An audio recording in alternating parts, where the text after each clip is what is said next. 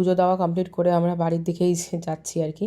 তবে একটা কথা এখানে বলে রাখি যে খুব আশ্চর্য রকমভাবে সকালবেলা ঘুম থেকে ওঠার পরে পুজো দিতে এসেছি এটা তো বললাম, কিন্তু খুব আশ্চর্য রকমভাবে আমরা কিন্তু ঘুম থেকে উঠে একটা টিকিটও কেটেছিলাম।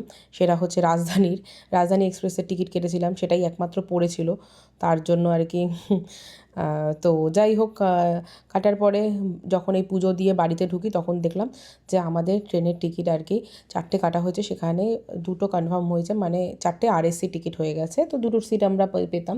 তো আমরা পরের দিন যাত্রা শুরু করি, সেই ভিডিও আসবে, তো তোমরা দেখতে থাকো।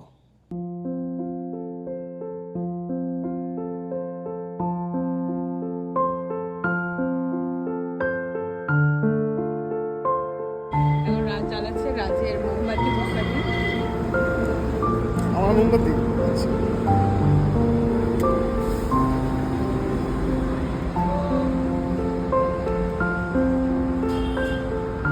কথায় আছে এই যে এখানে যে মোমবাতি, মানে এখানে যে আলো জ্বলছে, মানে প্রদীপ জ্বলছে, এখান থেকে জ্বালাতে নেই, দেশটাই দিয়ে আলাদা করে জ্বালাতে হয়। কারণ এখানে যার যেটাই জ্বলছে না কেন তার নিজস্ব মনস্কামনা হয়ে সে পূরণ করছে।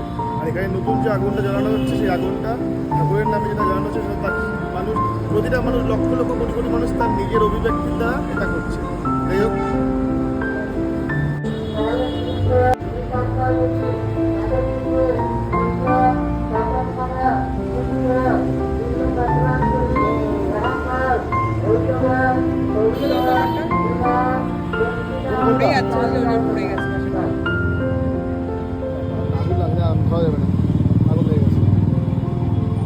ওই যে এই জায়গাটা পুরোটাই জ্বলছে, এরকমই হয়ে যাবে, কিছু করার নেই, লাগিয়ে দাও।